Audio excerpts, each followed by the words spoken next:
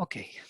Om Vang Me Manasi Pratishthitam Mano Me Vachi Pratishthitam Aviravirmaedhi Vedasyamani Sthaha Shrutam Me Ma Prahasihi Anena Dhitena Horatram Sandadhami Ritam Vadashyami Satyam Vadashyami Tanmamavatu Tadvaktaramavatu Avatu Mam Avatu Vaktaram Avatu Vaktaram Om Shanti Shanti Shanti.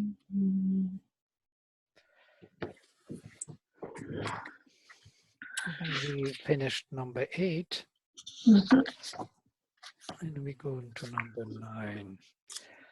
Upatis toman pashupa invakaram rasva pitah marutam sumnam asme bhadrani hi te sumatih mridayat tam atha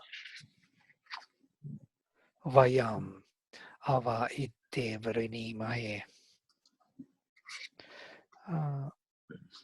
Upatestoman, even as a herdsman, I will read my interpretation immediately. I have prepared these affirmations for you. Upate, there's a mistake here. Upate stoman akaram. I made for you, created for you these affirmations in myself. It's stoma is Sri Aurobindo translates as a mantra which is affirming, establishing the devata in one's own consciousness. So I prepared these affirmations of you rather than for you. So establishing the deva in the being. So this, to me, when you say that, establishing the devata in one's being through these stomas, through these affirmations, through these hymns, this sounds to me very bhakti-like. By, if you think of bhakti as mantras to the devatas from the heart, and through that, the devata showing itself within you. This shows this just came to me as showing that this notion of bhakti was very much present in the Rigveda. Yes. In a little bit different way than we have it in the later literature. It was less personal, but it was more universal bhakti. And about Agni also, they say that there are two, even immediately in every mandala, it is said that there are two ways to approach Agni. One is through yajna, sacrifice, and other through love. And there are those who love Agni, and there are those who are following his work. So to say, work and love, both of them are there.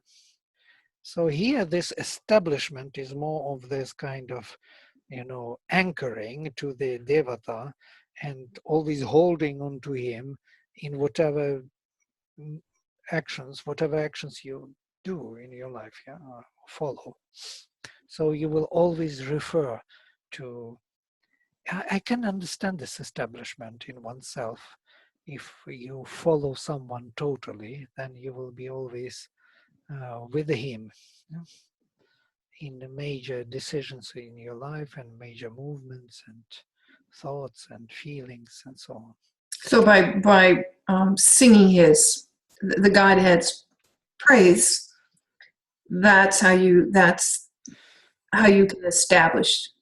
That's why when they praise them, they always give these details, all these adjectives and what they did. Why? Because it is hooking consciousness onto this formation, and holding it around. And then the stoma may take place, and then once it is there, then the devata is present, and means you are protected and you are led by the presence of this force. Okay, perfect. So Pashupa, it is vocative, or Pashupa, or father. No, it's not a vocative. Sorry, what am I saying? I don't see any. There is an accent, but there is a misprint here in the Devanagari. That's why. Okay, I thought it was unaccented word. That's why I translated it as vocative. But truly speaking, it is not. As a herdsman, so to say, as the one who protects all beings with perception, I made for you, or of you, these affirmations in myself. The one who holds all living creatures in himself, all their consciousness. Now, Pashu is an interesting word. Shubhinu translates them as seeing, beings Pasu. inside. From root pash, to see, spash, pash and spash. So how do we get herdsman out of that? Pa, protector of Pashu. Pashu is also animal, any animal being. Yeah. And from here, herdsman, the protector of animals, or protector of those who possess consciousness in this world, in the embodied state of consciousness. Because this is a name of, this is a descriptive of Rita elsewhere too, right? I mean, there's this Pasupati, right? Pashupati. Right. So this concept of a herdsman, of looking after All creatures. Beings, all creatures, yeah. All creatures who have perception. Or even more, Pashu is that consciousness which grew up from the embodied state. Yeah, it's an evolving consciousness. So those who possess the evolving consciousness within themselves, Okay. He is the Lord. Okay. So I made for him these affirmations in myself. Wait a minute. As if a protector of the being, perceiving creature, as I translate Pashupa, Eva, grant shine unto us, Rasva Asme, O Father of Maruts, Pitar Marudam, a power of perfect thought, Sumnam. Sumnam is this perfect mentality which belongs to, proper to the supramental mentality. Suma. Yeah, Sumna or Sumati. There are many words of this kind. Even more than, I don't remember. Sumna, Sumati. Yeah. In us, asme. So Rasva asme. Ra is to bestow, also to shine. Shine onto us, or shine in us, O Father of Maruts, this illumine us, this perfect mentality. Bhadrahite sumatich, again sumatich, because this mentality is blissful. For your perfect thought is indeed the most blissful. Bhadrahite sumatich, and most gracious.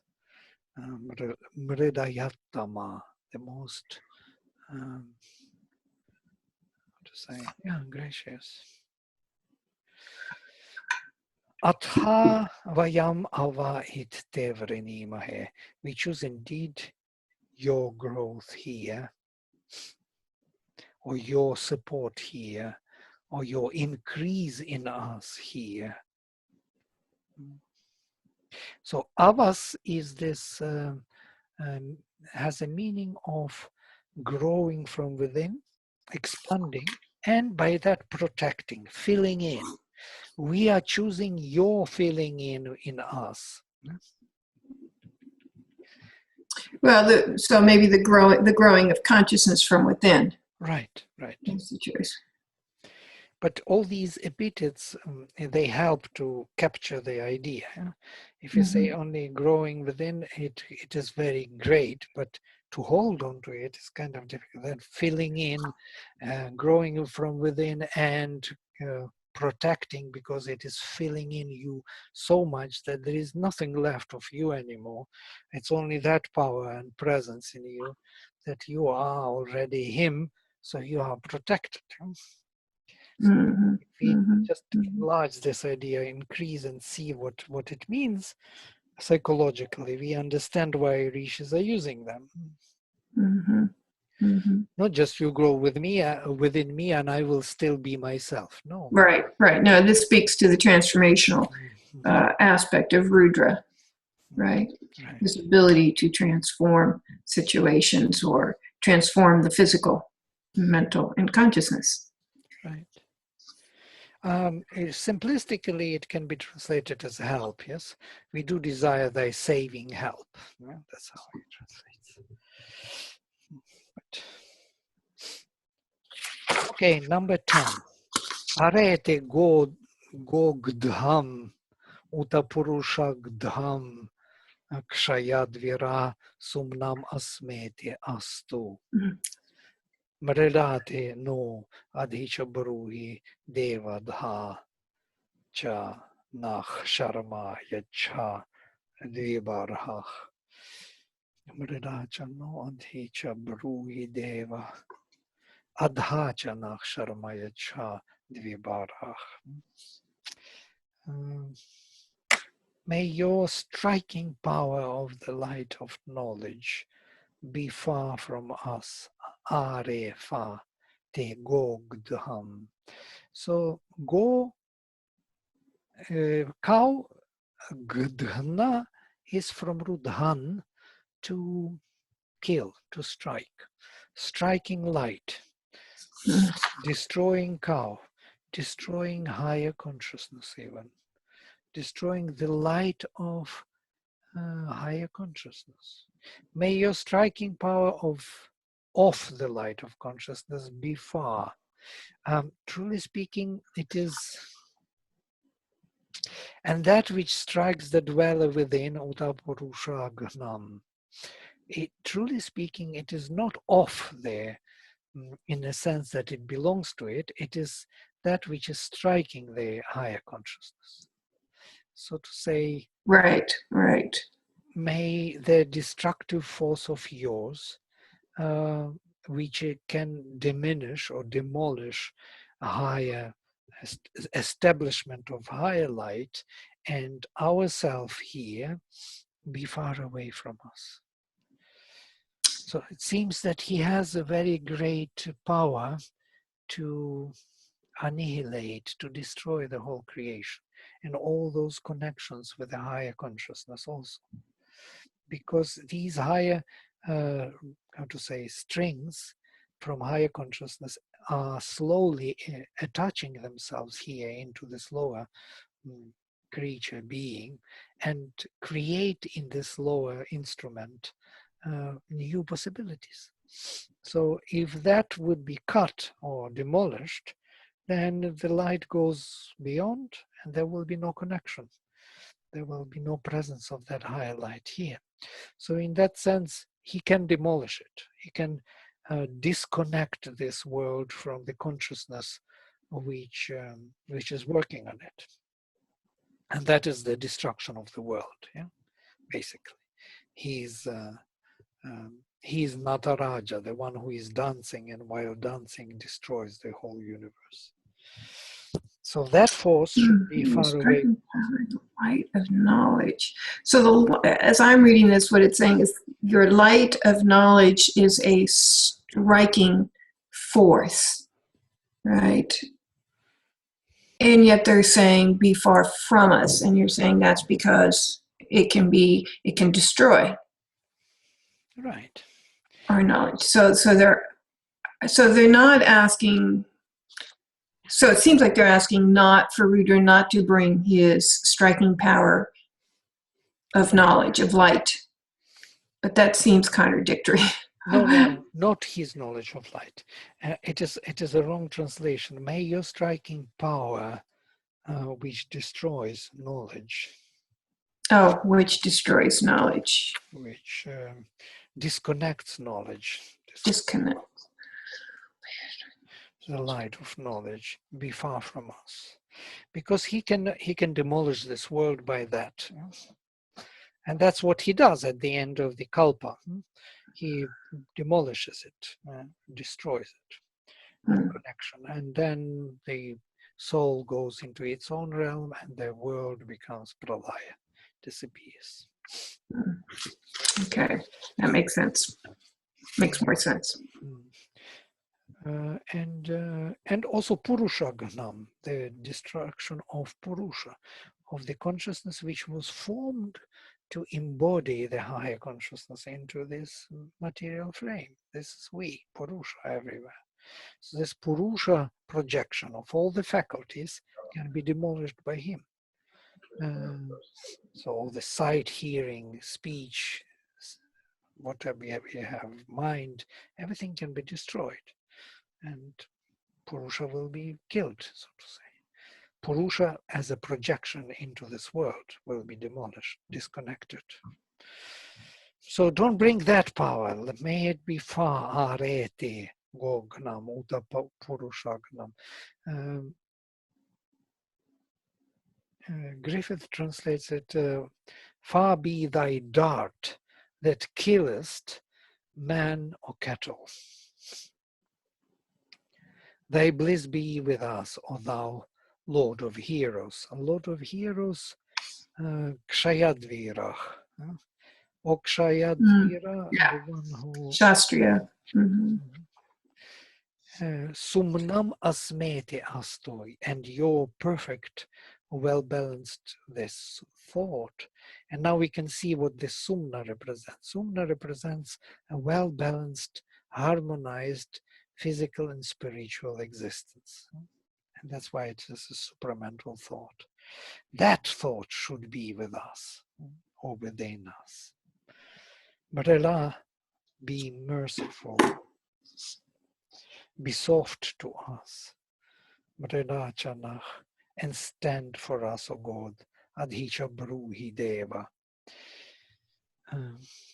Adhi Bruhi has a meaning, kind of command from above, lead or stand for us and give us peaceful protection. Adhachanach Sharmayacha, which is of double nature, Dvibarha. Doubly strong protection. So in the Rigveda, this is I was thinking as you were reading that it's I was questioning, well, is the Rigveda more Shaivic in orientation or what would you say, Vishnite? I don't know what the term is, but which it would be. Vishnaic. Vaishnavik. Vaishnavik. Vaishnavik. Vaishnava and Vaishnava. And so what would be your answer to that? Shaivik, of course, Shaivik. But and that was my initial thought as you were reading this. But the Devatas that are, we have the sun gods, right? We have the Adityas here throughout. And so that's not Shaivic. I would equate that more to what? No? I mean, that's more Vishnu, right? And the light from above. Why you laugh? Is that not a... No, it's right. It's right. I mean, if you take Agni, yeah, Agni is the transformative power from within as a sacrifice. All those powers, yes, they are there, these sun powers. They are very important, but they are important as long as they're doing some transformation here. So Rudra and his movement from within is fundamental, a kind of view on everything, what is happening. And those forces, yes, they will be engaged, they will be correcting, they will be infusing that light, bringing it, and Indra himself will be very important, conqueror of the subconscious cave and the hidden treasures and so on. But again, with the help of Maruts, with the help of Agni, the help of those who are doing the work on the other side. Well, this is why I would say then it's both. It's not either or predominantly one or the other. It's like kind of like the two paths. I mean, it really requires both efforts for transformation to happen, for growth and evolution to happen. Yeah, maybe you're right. I should not say Shaivik. I'm used to it, to this way of thinking that it is more Shaivik than Vaishnavik. And I've kind of spoke about it many times. Still think that Veda is more Shaivik. Some sense of yajna, sacrifice, which is done in the nature, in the material nature, is because of him. And the rest of the forces are needed, and they will be participating. But they are invited and so on. He is somehow here. But you are right. It's more about these three major forces, from above, from below, and from within. And one cannot say what is more important for the Rigveda. Or one could say that, there needs to be a movement of all three in order for lasting transformation to occur, or lasting change to occur. Right. For any transformation to occur, all these three have to be together. Otherwise, it will not to occur and to be sustainable. To me, the above, the adityas and Indra and the growth of consciousness, that has to be maintained in order for the change to be maintained. And so we need all three forces. I don't know, that just came to me, that the sustainability has to come from the growth in consciousness prevailing, right? Yeah. I don't know if that makes sense, but I'm trying to justify why all three are needed and not just one, in order for there to be not only transformation but sustainable transformation. Right. Yes, good word. Sustainable transformation, in a way that it will continue and it will grow and it will have stages and steps on the way. It won't be just a one-time event. It will be ongoing process of change. Yes, you're right. Very good. Okay, number 11. Avochama namo asma avasyavah shranotu no havam rudro marutuvan tanno mitro varuna mamahantam aditi sindhu prithvi utadyao. So it's the end of the hymn. We who are seekers of increase and growth here, avasyava, who are seeking this avas, this feeling from within, or this growth from within of the spirit, have expressed our surrender to him. Avochama, we spoke. Namo asmai, we spoke or expressed our surrender to him. Namah, namah means bowing down, or our surrender. The word surrender is actually a military word, yes?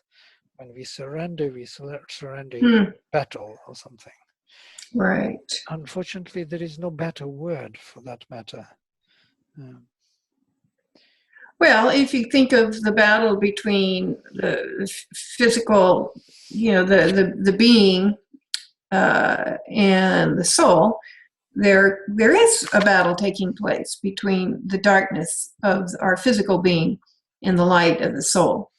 And so we're surrendering our physical beings, or our nature, to higher powers, to the light. I mean, I think it still fits. Yeah, no, it fits. Sri Aurobindo utilized this word and he made out of it a very special and important word in yoga, surrender. But it comes from the military dictionary, no, for vocabulary, which means to surrender as to give up or something. Um, but there is no better word as namah means something else. It's willingly to give oneself in or give oneself, offer oneself. Yeah. Oh, yeah, also surrender. Okay. Oh, Julia. Julia Kent is online. Is that, but that's Skype. You see that little thing just came up? Yeah, yeah. She must be on something else. Maybe she's preparing for this. There's some family matter there. Yeah, Which that's is, funny. So you can see, you can see what people coming online there. right. Hmm. Okay. She had to pop up at the end here to let us know that she's thinking about Rudra in our session. Right. She is the Rudra lover, so She is, absolutely. Yeah. she has in her this kind of Rudra power. Mm-hmm. Mm-hmm. Mm-hmm. I'm not such a. I'm far away from Rudra in that sense. But I thought you were for a while. I mean, if we think of Rudra as Shiva. Shiva, yes, yeah, Shiva, yes, Shiva, Ganesha. It's closer to me. But Shiva has many of the qualities of Rudra. Yeah, yeah. It is him in his merciful kind of power. And they are also asking his Shiva power. They don't want Rudra to come. So this is the last verse and it's quite clear.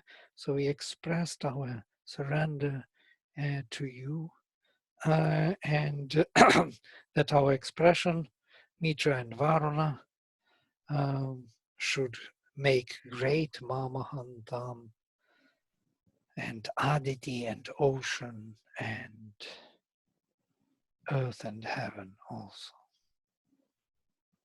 Sindhu is river, is ocean.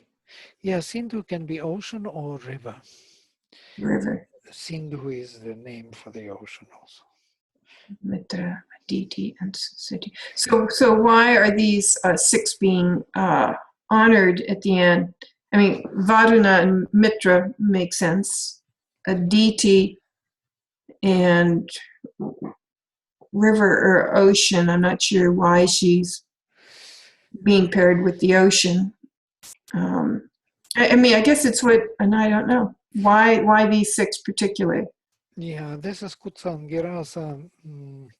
Actually, it's a refrain of the Kutsangirasas. Everybody has his signature. You know? Oh, these last two lines or these last Angriasa. So we have this. Actually, I don't remember. Someone else has this. Not Vasishta, but somebody else. Exactly this line. Heaven. So it's a signature of some clan of rishis or family of rishis. The Angirasa rishis, yeah. Angriasa. How this may not be a fair question, but how insightful are the what are they called? The family hymns that we find. I think there's 6 or 7. Of course, they are all very, very profound. And truly speaking, each hymn is a new, some kind of entry into that knowledge. Yeah? Always brings something, some surprise. It's not ending surprise, you know, some kind of. I'd love at some point, if Julia would like, I'd love to review those family hymns. Yeah, there are many of them. But aren't there like 6 or 7 main ones at least that have been classified as that or not? Yeah. We can look into what Rishi's contribution was, yes? What they contributed to this path, because every one of them, each family has something to contribute with. And some commonality though, right? I mean, isn't there also a thread that goes through all the family hymns? the same language, the same vision, the same knowledge, but with varieties which are far beyond our expectation. Mm-hmm. Yeah. Um, Well, that's on my list. We'll see how Julie feels about that. But I'm studying with a group of Russians, Hymns to the Mystic Fire, and there Sri Aurobindo translated all the hymns to Agni, which he selected from different rishis. And you can immediately see the shift from huh. one family to another, how they treat Agni. In this treatment of one devata, you can feel the difference. Yeah? Mm. How Wow. Vishwamitra approaches and how others, everyone has his own kind of consideration for this godhead. And that helps also Yeah. to take one devata and compare different, to feel how different rishis approach him. Or the different aspects that the rishi see. Yes, And aspects, think, language, different perception, yeah. different consideration and clarity. Some rishis are more kind of poetic and metaphoric. Others are very Yeah. direct and clear what they want. Vishwamitra is very clear and direct. He would not be using metaphors much. Mm-hmm. He Yeah. would not speak in a soft manner. He will be very, Mm. and in that sense, it helps a lot because Yeah. combine all of those other rishis, you can get the sense of what Agni is and how rishis see him. Mm-hmm. Mm-hmm. Mm-hmm. But it is ongoing. Sometimes it looks to me like endless, infinite study which will never end or Oh something. yeah. Oh yeah. I totally get that. It's a lifetime, many lifetimes of studying the Rigveda. I thought Yeah. that I would finish once, but I see that it's never-ending study. Yeah. Yeah. It's something you have to stay with. I'm constantly thinking, oh, I should probably read this or I should read that or that. And it's like, no, just stay with the Rigveda. Just stay focused. Go as deep as you can. Otherwise, you're not really, or otherwise, I'm not really going to get, the most of this. And anything that's in the Rigveda, I mean, all these principles and all are just as profound or more profound than those found in any other uh, literature, whether it's the Mahabharata or the Ramayana or whatever, that this has everything that you could possibly be filled with, that you could hold. So it's been interesting because you think, wow, just 1,000 verses. Well, I could knock that thing off in a couple months, and then you start going into these, and it's like, wow, this is a lifetime. But And now, unfortunately, our consciousness cannot hold everything. no, Like you, even for a while, if you hold, then it's just, then you have to again make an effort to come to this vision, and then again, this vision is too luminous, too big, yeah. too overwhelming, so it cannot be held in this, narrowed and. But each time you go back to that concept, you're able to hold a little bit more, a little bit more, a little bit more. So the repetition of going back into whether it's the different ways that the rishis speak of the same God or just different verses, you're getting just a little millimeter more that you can hold each time. I think this is why. I mean, isn't there a lot of repetition in the way that the Indians teach concepts and information? I mean, we see that in Jyotisha as repetition as a tool for being able to hold on to that knowledge. But repetition in different ways, in different forms, looking slightly different each time, so that there's a different aspect that can be grasped and held. Right. Yeah. Mm-hmm. Yeah, repetition, because it's never repetition in a way. When you repeat it, the context has changed. Your position in time and space has changed. So when you repeat it, there will be different constellations over your head. So there will be different situation in your life. So this difference, which is provided by time and space, will be a part of this repetition. So repetition is always authentic. It's always fresh. it's never repeating. It's an interesting thing, even. Well, it's repetition at some core level, Yeah, but in the it doesn't look the same. But yeah, it doesn't feel the same. Right. It looks the same, but it feels different because of the context is changing. yeah, okay, I get that. Even when I was comparing this, giving this example, Rama, Rama, Rama. If I repeat one word, Rama, every Rama is different because it is in the context which is already two Ramas were repeated. Now the third one, then the three Ramas were repeated, the fourth one. So the fourth one is different because there are three Ramas repeated, and they created a bigger presence or more solid presence. So the fourth one sounds different than the third one, and then the second. It's always different. But at its core, it still has the Rama energy. You know, there is a thread, there is a Right. energetic that's running through. It's just a different volumes and wavelengths, if you will. Yes, Yeah. volumes and contexts, and time is shifting, and we are not staying the same. So the earth is turning around itself, around the sun turns. So we are in completely different space with our new Rama. And in that space we will never be again. So in that space we occupied with this word, and that's why it is authentic, it is true to its own kind of appearance. It's not the same repetition. Yeah, I see what you're saying. It's the truth of the moment, that word. Right. Yeah. Perfect. Okay, Vladimir, well, thank you so much for this. And I guess we'll just be on our own the next couple of weeks without Julia. I was going to mention this time, the week she gets back, the 23rd, I'm gone. So as we get a little closer, I'll email both of you and just see if maybe we could push the 23rd to later in the week. And if not, then just go forward with it. But I'll just wait till we get a little closer to see what both of your schedules look like that week. All right.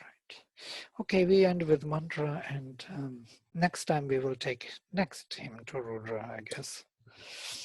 Or you want to shift from Rudra to somebody else? We could get started on the family verses without Julia, but I wouldn't do that. No, we should probably do. Okay, we can do something on family. Well, I wouldn't want to go down a new path without her knowing. So.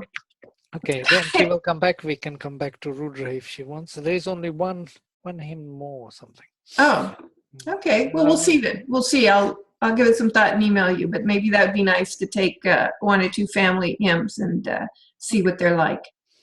Right. Okay, we close. Om Vang me manasi pratisthita mano me vachi pratishthitam avira maedhi vedasyama ani stha shrutam me ma prahasihi anena dhitena horatran samdadhami ritam vadashyami satyam vadashyami tanmamavathu tadvaktaramavatu avatu mam avatu vaktaram avatu vaktaram. Om Shanti Shanti Shanti. Many thanks, Vladimir. Thank you. Have a good week. See you next Monday. Yes, see you. Bye. Namaste. Namaste.